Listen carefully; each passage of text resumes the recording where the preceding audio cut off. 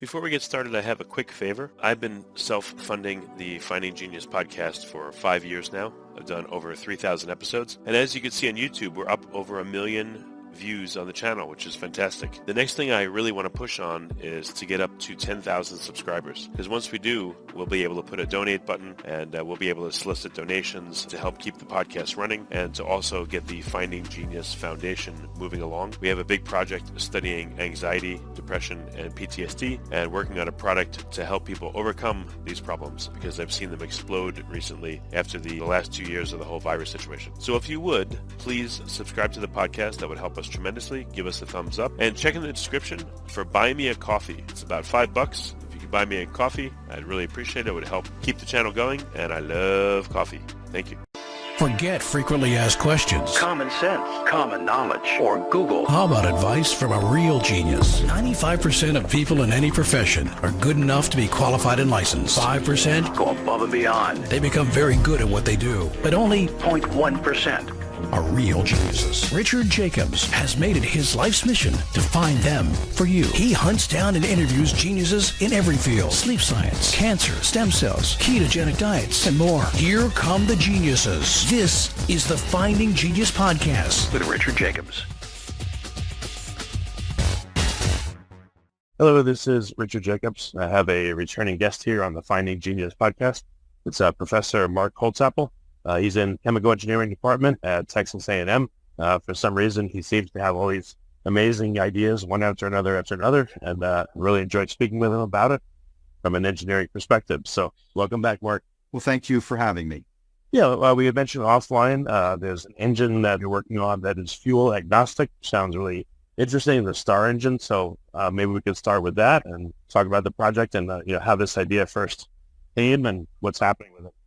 Okay, so when I was in high school, we had the energy crisis, and it really made a huge impact on me. And so I spent a lot of time thinking about how to improve efficiency. And just a story, I remember when I was newly married, my wife's parents lived in Dallas, and we live in College Station. And of course, we would drive back and forth to see them. And my wife looked into my eyes and she said, "You're thinking about that engine, aren't you?" And I said, "Yes, I am."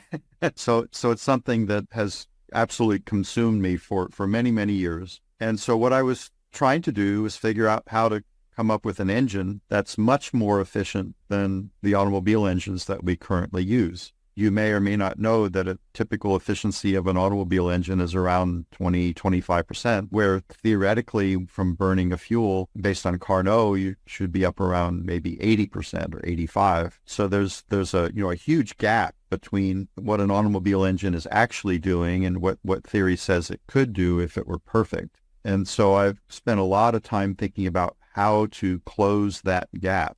And the way that I came up with was you have a compressor. All engines have to compress air or whatever gas that they're doing. And you have an expander, which all engines have. So the piston in a regular car engine compresses the air and then it expands the hot air, and that's how you get the power. But there's a lot of heat that comes off the exhaust gas that's just goes out into the world unused. As an aside, I've seen some Mercedes commercials years ago where they showed an engine on a test stand and it was revving really, really high RPMs, and literally the exhaust manifold was glowing red. And I think they were showing that for the visual impact. But as an engineer, when I see the exhaust manifold glowing red, that means you're sending huge amounts of heat out the tailpipe, which is why they're so inefficient. And so the thought was, how can I take that heat and put it back into the engine? And so I surmised that basically what's called a recuperated Brayton cycle could do that. And I didn't know that was the name of it at the time. I kind of came up with it on my own and later found out that, yes, people have thought of this before, and this is called a recuperated Brayton cycle. So basically what you do is you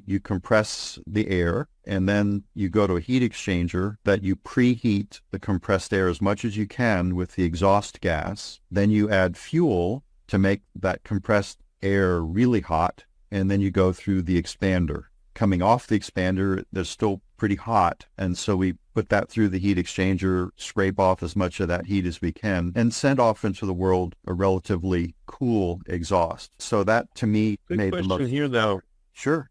in a traditional engine, though, it's not just gases. I mean, it's also liquid droplets of the fuel. So, I mean, you also phase change as part of the explosion, the decompression of it. I mean, are you sticking with one phase with a whole gaseous phase, or by definition, things have to go into a liquid phase, in the compression cycle, and then in the expansion, again, you're getting a phase change as well.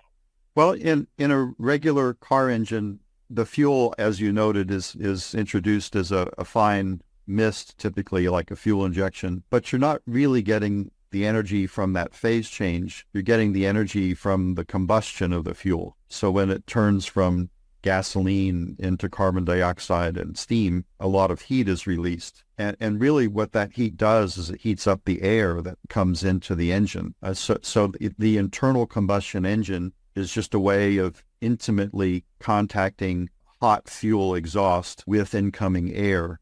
So that I thought you would lose a little bit of heat because the heat of vaporization, I thought, was endothermic. I would think by having even small droplets, some of the energy, some of the heat would have to go into vaporizing the liquid component of the fuel. Or is that not right?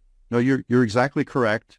So in the case of a regular car engine, sometimes that cooling effect from the vaporization of the fuel is considered positive because the density of the air is better when it's cold and in higher density when the air is cold. So you can cram more air into the engine and get more power out of it. So that's kind of a good factor from the phase change is in a conventional engine, you get more power because you can cram more air in the engine. But it's relatively small effect. If you look at the heat involved with phase change versus the heat involved with combustion, there's many orders of magnitude difference. So the phase change is a relatively modest impact on the efficiency of an engine. So are you trying to make the compression and expansion the compression and expansion chamber as adiabatic as possible, maintain every scrap of heat, and then on the heat exchange part, on the exhaust, now you want to make the heat exchange as high as possible, I guess, right? Yes. So this interesting, so you're really probing thermodynamics. The actual best engine that's Carnot efficient, there's three engines that are Carnot efficient, the Carnot engine, the Stirling engine, and the Ericsson engine. The Ericsson engine, all three of those actually have isothermal compression and expansion. What you want to do is during the compression, keep the gas as cool as possible because it takes less work to compress a cool gas. And during the expansion, you want the gas to be as hot as possible because a hot gas produces more work. So it's actually the opposite of what you suggested is what you want to do in a perfect engine is have an isothermal that is a cool compression and a hot expansion. So now the problem is that in any sort of reasonable sized engine, there's not enough time in the compression and the expansion to keep them isothermal. So we kind of cheat, if you will, by spraying atomized liquid water into the compressor. And so that phase change of water going from liquid water to steam or vapor in the compressor keeps it cool, and it simulates an Ericsson cycle. So that actually is one of the tricks to improving the efficiency. So it's not so much the vaporization of the fuel, which you were talking about before, it's evaporation of water that keeps the compression cool. And that has a fairly big impact on improving the overall efficiency of the engine.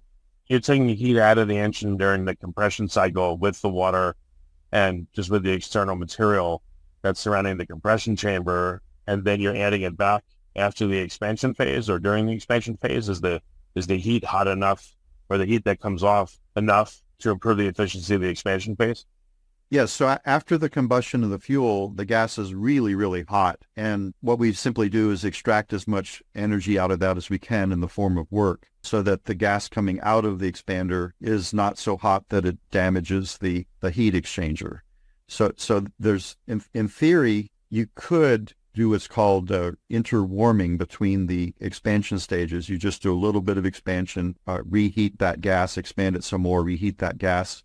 And that would get you really close to the Erickson cycle. In other words, if you spray water into the compression and do reheats on the expansion, you'll get really, really close to Carnot efficiency. The reason we don't do that is that it takes a lot of machinery to do that, to have, every time you have another expansion stage, there's another machine there. And for the slight improvement in efficiency, it's just not worth it. Is there any point or possibility, it's just pure speculation, but running the expansion as like with a reflux, like a distillation tower, you can take a little bit of the expanded or unexpanded gas and feed it back into the system with that?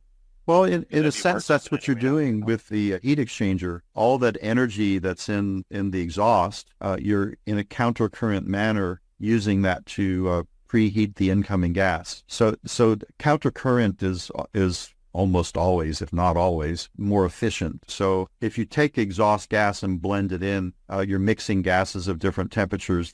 That's actually a lossy thing to do. That in the parlance of thermodynamics, that's called an irreversibility. So the trick to any engine trying to improve the efficiency is you want to reduce the irreversibilities. You want everything to be as smooth as possible. No friction, no turbulence, minimal temperature differences. If you can achieve that, then you're approaching the ideal of the Carnot engine. Before we continue, I've been personally funding the Finding Genius podcast for 4.5 years now, which has led to 2,700 plus interviews of clinicians, researchers, scientists, CEOs, and other amazing people who are working to advance science and improve our lives and our world. Even though this podcast gets 100,000 plus downloads a month, we need your help to reach hundreds of thousands more worldwide.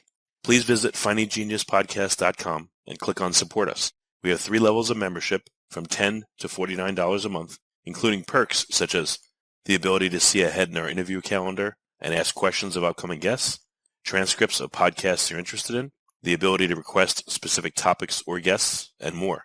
Visit findinggeniuspodcast.com and click Support Us today. Now back to the show. Well, one thing just came to mind. And so in the combustion part of the cycle, I mean, by nature, I would think you're going to end up with all kinds of turbulence at the point of combustion. Is there a way with the shape of the combustion chamber, maybe channeling it through narrow nozzles? Or just you often have so many insightful questions. So the patents that first described this engine describe combustion inside of tubes, ceramic tubes. And when I was in graduate school, there was a dear Professor Churchill, who's actually quite famous. He's unfortunately passed away, but there's even an equation named after him in fluids called the Churchill equation. So if you got an equation named after you, you're a pretty big shot. And he studied these tubular combustors for many, many years. And you have almost no pollution coming out of them. The turbulence that you're describing takes exhaust gas and mixes it with the incoming gas, which means that some of the gas stays in there a really long time and has the ability to make nitrous oxides and other nasty things. So if you have a tubular combustion, it's like in and out. It spends like, 10 milliseconds, something like that in there. Not enough time for very much pollution to be made. So in his combustion studies, there was never any undetected hydrocarbon. All of the hydrocarbon burned. And because the residence time was so short, the nitrogen oxides were very, very small. Now, there is some carbon monoxide present, and you have to do a little bit of cleanup on that if you want to be ultra clean. Believe it or not, it's actually possible with this kind of engine that the exhaust coming out of the engine would be cleaner than the air coming in. It wouldn't be quite amazing. I know this would never be done, but let's imagine that California and Los Angeles has a bad day of the smog is really bad. And the government says, okay, everybody, start driving around so we can eat up that smog and have cleaner coming out the tailpipe. That engine would actually be able to do that. So I just find that to be a fascinating possibility. And what I guess one more thing maybe to add is what about a pulse injection of the fuel? Pulse combustion, maybe you have inlets for the fuel along the length of, let's say, a long, cylinder along these cylinders. So at different points, you're getting a pulse of more material to combust. That's an interesting idea. I've never thought about it. The way he introduced the fuel was that the inlet to the tube in a continuous stream, both the air and the fuel were introduced continuously. And one of the features of this ceramic tube is that let's say, just imagine that the tube is a foot long, just to which is typically about how long they were. In about the first 2 or 3 inches, the air-fuel mixture was heating up, primarily because of radiation. The tube was so hot that radiant energy was transmitted to the front of the tube, causing the gas air-fuel mixture to heat up. And then it reached a critical temperature, and then bang, within literally like a quarter of an inch or half an inch, the temperature would just shoot way, way up to essentially the adiabatic flame temperature. And then as it continued down the tube, as radiant energy was leaving, the temperature would come down a little bit. So these tubular combustors are just phenomenal. Again, no unburned hydrocarbons, very small NOx, and you do get some carbon monoxide because the temperatures are high, but it's fairly easy to catalytically clean that up after the fact. So, right now, the EPA has put out some very strong regulations about pollution from automobile engines, and the claim is that that's to encourage people to go to electric vehicles. Well, if everybody were driving these ultra clean engines that I'm talking about, it's highly likely that the pollution would be less than what they're targeting, because it's almost pollution free. And so that way, nobody can complain about an internal combustion engine, in this case, our engine, being a source of pollution. It has the potential to clean the air as opposed to adding pollutants. I want to ask you about the using different fuels, but before that, when you mentioned the Carnot efficiency, what kind of efficiency difference are we looking at? A typical combustion engine versus the one that the Star engine. How much better is it?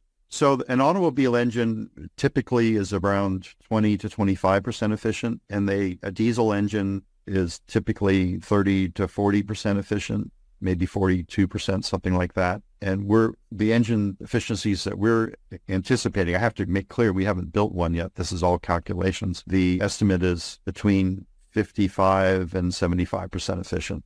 Oh, wow. That's a huge difference. It is. And it, if we had these engines, not only would we get the environmental benefits that I talked about with the clean exhaust, you'd also have less CO2 produced per mile driven. And that would have, and our need for fuel would go down dramatically. We consume about 140 billion gallons of gasoline every year. And so, obviously we have to find a lot of oil in order to satisfy that need. And so we would dramatically cut the need for finding oil. And then I guess part of my reason for passionately pursuing this is that if we're that efficient, then the amount of biofuels that you would need to replace oil would be much less. And so if you look at the amount of land area necessary to supply the biofuels, if we have very efficient cars, then the land area is really nothing to worry about. Between waste that we have, like garbage and sewage sludge and manure and agricultural residues,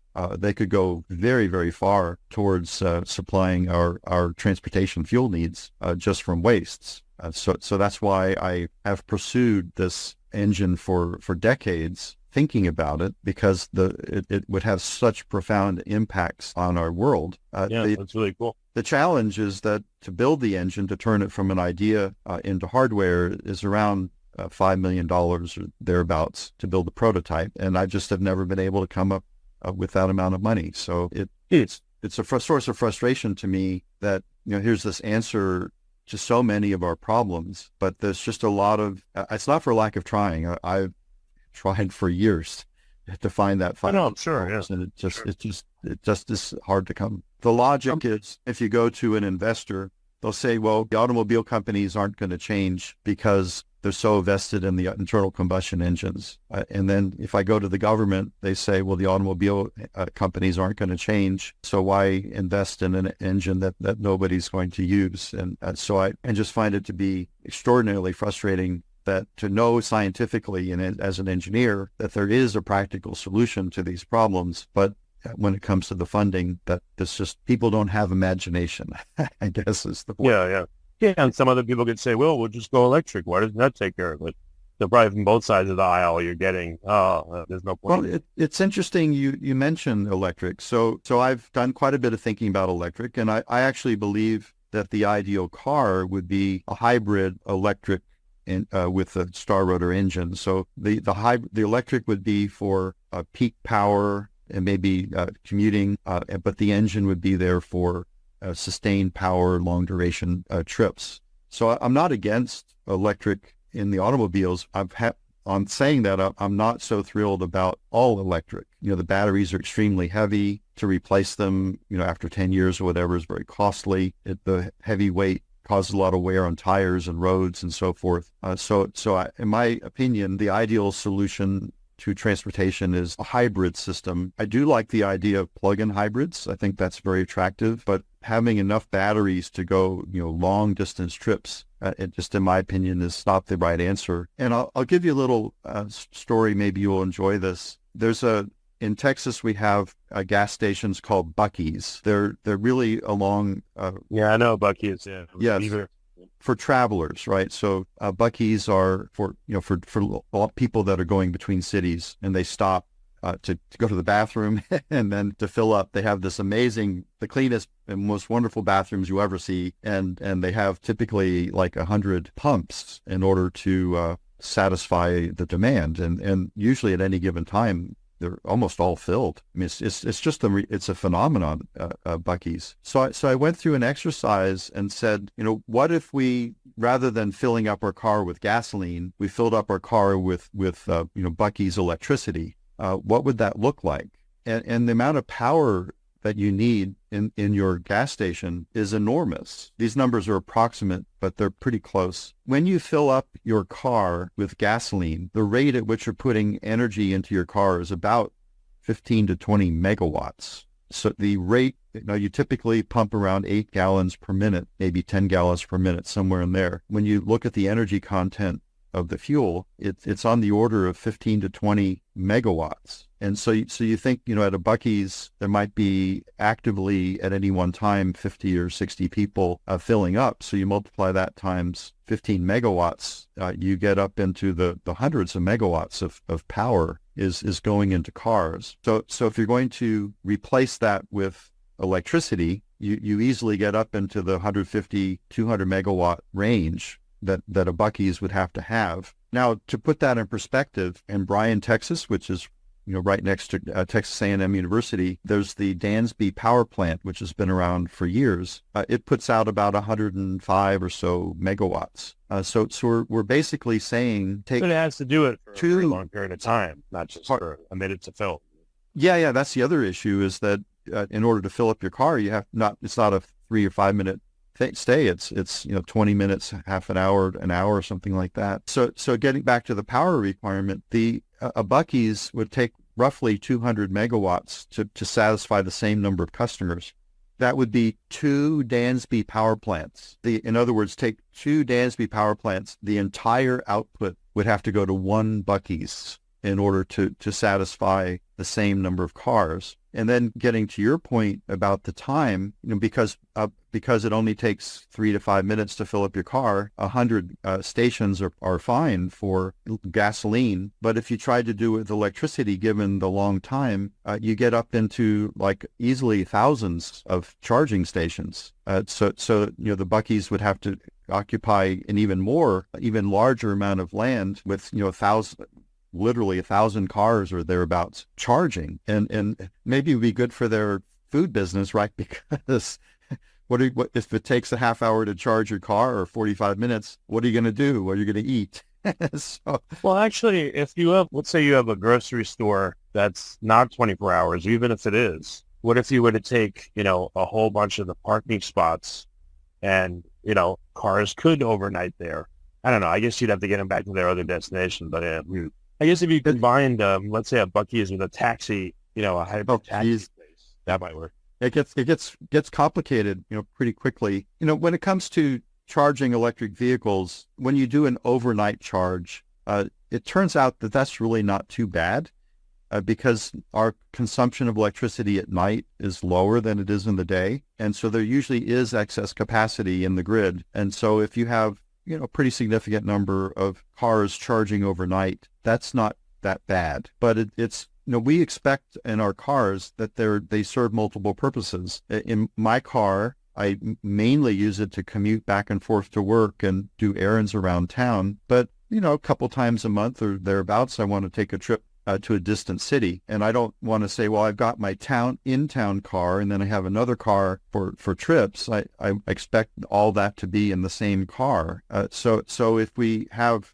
all electric cars where charging takes, half an hour, 45 minutes, whatever, that's quite inconvenient. I would be frustrated in trying to do any sort of long distance trip if I have to charge that frequently and for that length of time. In the case of a car, when you charge to be, filled up with gasoline, you typically get 500 miles or 600 miles, something like that. But when you fill up an electric car, you don't get that much. You maybe get 300 or something like that. And then it takes a long time to charge. So you have to stop more frequently. And then when you do stop, takes more time. And time is very valuable to me. And I just would be frustrated with that. And then, when you finally get to your destination, trying to find a place where you can park and charge overnight, does the hotel have charging and all that stuff? It just, to me, it seems like my life is complicated enough without having to mess with that as well. And I think I'm probably not alone. I mean, there is a market for electric cars, no doubt, but apparently it's kind of saturating right now. I think people are kind of pushing back and saying, yeah, I'm not sure that I want to buy an electric car, all electric. Yeah.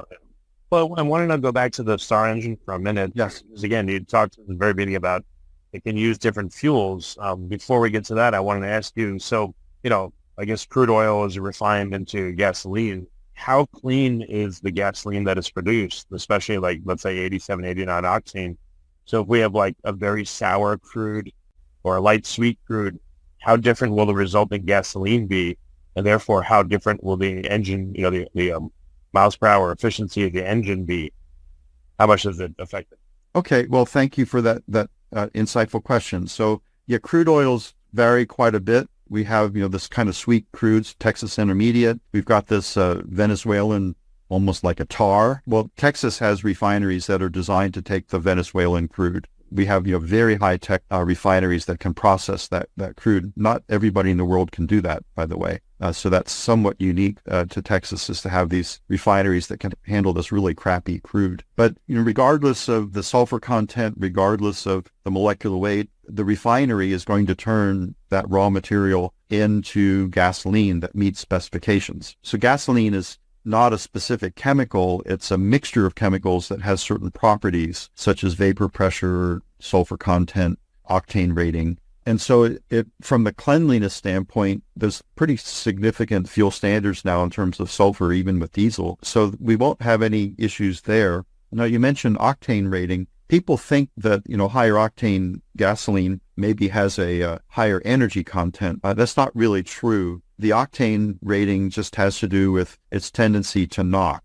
Knocking is this pinging that occurs if the fuel detonates before the piston gets to top dead center. That's bad for the engine, and it hurts your performance, and it makes a lot of noise, and it will destroy the engine if you do it too much. So the high octane is simply to prevent you from knocking the fuel. So as you mentioned and I mentioned, our engine is fuel agnostic. So if you put gasoline in one day, diesel the next day, ethanol, natural gas, it doesn't really matter. All it cares about is its fuel, and it makes the air hot. So that's really a great beauty of this. I guess one of my thoughts is that, diesel engines are critical to trucking. And when I look at the price of diesel fuel, it's always significantly higher than gasoline, sometimes as much as $1 or something like that different. And I was thinking, if we had star rotor engines in our trucks, not only would they be more efficient than a diesel engine and cleaner,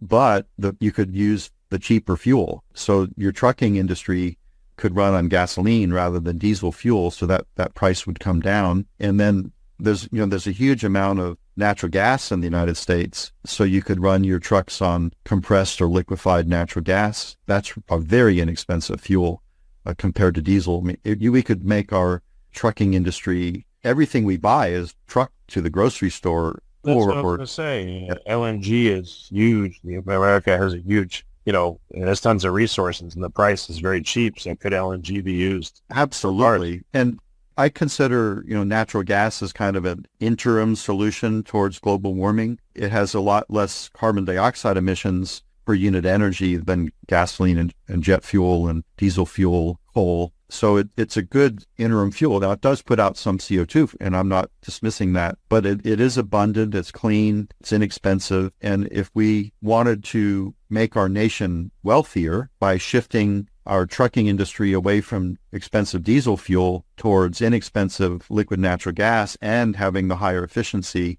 my gosh, would that bring down the cost of transportation. So in my view, that would be a good interim solution on the way towards biofuels. It's going to take, many, many decades to get biofuels up and running at the amounts needed to run our transportation system. So what do we do in the interim? I believe that liquid natural gas or compressed natural gas is a pretty good way to have a good transition fuel. Yeah, but how can the engine use different fuels? I mean, the energy required to compress various fuels will be different. Energy released upon explosion, the combustion temperature. I mean, there'll be so many different factors. Also the walls of the engine. If you're running LNG and then you switch to gasoline, what residue is on the walls of the engine? How does that affect future combustions? I mean, it just seems like it's not possible. Well, again, you asked very insightful questions. So the first thing is that if we go with the tubular combustors that I described before, there are no residues. There is nothing left unburned. There's no, like if you look at the tailpipe of a regular car engine, it's black. Why is that? Well, it's because the fuel is not completely burned and the soot comes out of the tailpipe and accumulates. And even you can see that in some diesel engines that the exhaust is black because of the soot. You will not have any of that with the engine I'm talking about. So that's not an issue. Now, how would you switch from one fuel to another? And you rightly say that they have different energy contents. That would seem disruptive. Well, all you would have to do is just have a thermometer coming off your combustor. So as you switch to a fuel, let's imagine that you're first burning gasoline, which is pretty high energy content, and the temperature coming off the combustor is where you want it. And then you switch to ethanol.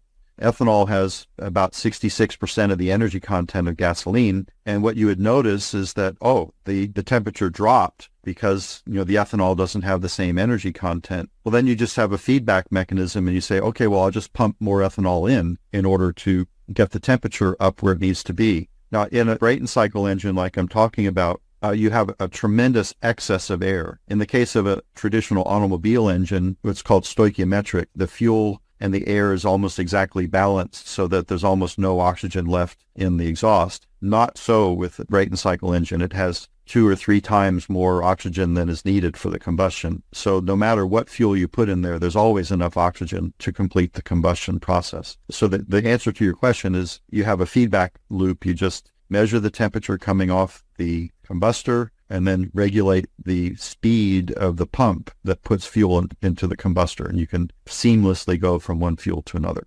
Well, when you do, what's the lag time where the new fuel would kick in? And even if the residue is tiny, any amount of residue would be cycled out of the engine. Yeah, I want you to get rid of this idea of residue. There isn't any. Nothing survives this tubular combustor in terms of the raw fuel. Nothing, the fuel, the carbon, tar, nothing of that type can make it through this combustor. That's what makes it so wonderful. There isn't any residue. Really, the only issue with switching fuels is to maintain the temperature. Now, the thermocouple can have a very, very rapid response, as can a pump. So within a few milliseconds or so, you can sense, there's a new fuel. Let me change the parameters. And there's so much inertia, thermal inertia, and mechanical inertia. You wouldn't detect it in the engine. It would be seamless. You wouldn't notice it. What if you have the fuels change depending on the torque and the speed and the load? You're going uphill starting from the stop. Could you have one fuel for that part of it? And then when it senses that, let's say you're doing highway driving or some other easier kind of driving or going downhill, the fuel switches to accommodate a lower torque, higher speed situation, let's say. As always, you have really insightful questions. So it would be, I think, impractical to have multiple fuels on a vehicle, and everything can be accomplished with one fuel. So we don't need to change the fuel. But what you do need to do is change the torque output, the engine, to match what's going on. And that can be done directly in the engine by changing the pressure ratio or the compression ratio. So those techniques we have in our engine to, on the fly, change the pressure ratio of the engine. So when you're cruising down the highway, the pressure ratio might be 2-to-1. And when you want to climb up a hill, it might be 6-to-1. So that's one solution. Another solution, as I mentioned before, is that you could hybridize the vehicle so that these surges in power that are required would actually come from the electric system, which is pretty easy to regulate the flow of electricity. That's why people like all electric vehicles, is because they're fun to drive. You can get these surges of power as the going from 0 to 60 in 2 or 3 seconds is a blast, right? So that's, I think, one of the reasons people love all electric cars is they're really fun to drive. And so you could still have that same feature in a car that's fuel powered, and so all your surges and regenerative braking and so forth would be done through the electric motor and the battery pack and the exchanges of energy therein. And then in the case of the engine, it's just a matter of changing the torque output in order to and having kind of a sustained average power rather than the peaks and surges that are so difficult to accommodate. One more thing you mentioned, you said with the Star engine that the exhaust could be cleaner than normal inlet air. So what if a part of that was recycled to become the inlet air? Would that benefit the engine? Would there be less particulates and therefore less damage to the engine, maybe cleaner combustion, that kind of thing?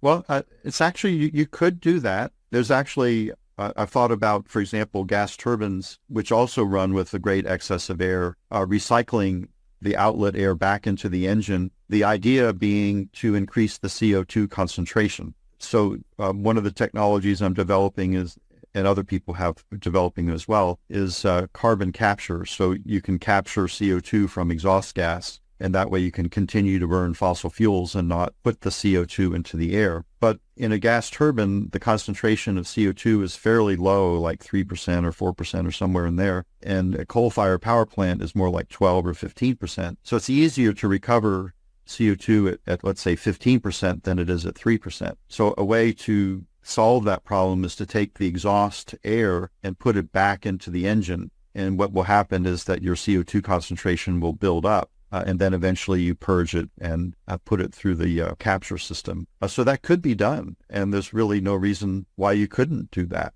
It is certainly a possibility. I would say for cars and trucks and so forth, they're probably not going to be capturing the CO2 because that system is too heavy. So I think in that scenario, you probably would not do it. But if you had stationary power and you were burning natural gas, as an example, you could say, okay, well, I'm going to make my carbon capture system more efficient and less expensive by recycling the exhaust gas. And that's a very reasonable thing to do.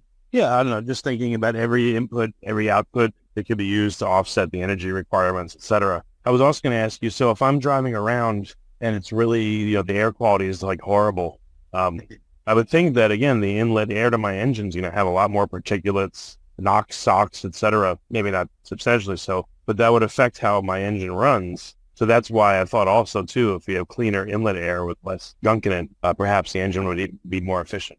Well, it depends, right? So anything that's a volatile, you might be aware that the Blue Ridge Mountains, the reason they're blue is because the pine trees are giving off volatiles and they make the air, this haze in the air. So actually, that's fuel. The vapors coming off the trees, as far as our engine is concerned, is more fuel. If you're in Los Angeles and you actually do have a lot of volatiles coming off, let's say from, the sources typically would be, for example, when people fill up their car, that you don't get a perfect transfer of your fuel into the engine. The nozzle usually leaks a little bit of volatiles into the air. And so that means there's a little bit of gasoline in the air. For our engine, that's fine. More fuel. So it's not a problem there. At any other volatiles, let's say somebody painted their house with an oil-based paint and the oil evaporates into the air. That's fine. That's more fuel for our engine. So that won't cause a problem at all. Okay. How does it affect the performance of, normal engines? I think the concentrations are, pretty low. So I don't have exact numbers, but, it's probably something like 0.001% or some really low number like that is the amount of volatiles in the air. But when you put gasoline into the air, it's going to be, like 10% or something like that. So it's, orders and orders of magnitude different. So it's really imperceptible. to the power output and so forth of the engine. Okay. I guess last question about the engines. Why would it take $5 million to make a prototype?